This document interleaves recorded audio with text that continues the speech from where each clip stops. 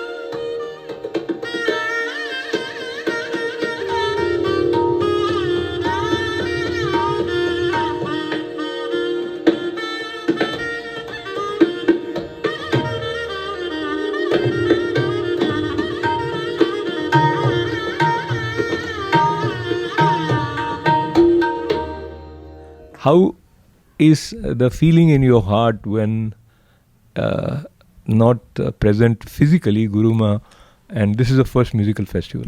So I believe Guruma is still here. She is still guiding us. She had told me many times that, Nayan, if you miss me after I'm physically gone, close your eyes, ask any question, you'll get the answer. And that's what I do. And I still believe she's here. She's guiding me. And the strength and energy she's given me since she's passing away is unimaginable. And sometimes I wonder, after something happens, I said, oh my gosh, that was Guruma, that was not me. And that's how I feel. So for this program, which is the first program after Guruma's physical passing away, we're going to keep an empty chair with her shawl, with a little table in front of her, with a glass of water in her glass, in a silver glass, and her supari. And we're going to keep it empty because we think Guruma is going to be here listening to the music. She thought music was divine, and there's a close relationship between bhakti and classical music and dance. And I'm pretty sure she's going to be smiling at us, watching the program, listening to the program, and hopefully blessing all the artists, all the sponsors, all the ticket holders, and the management team here. So that's what I feel.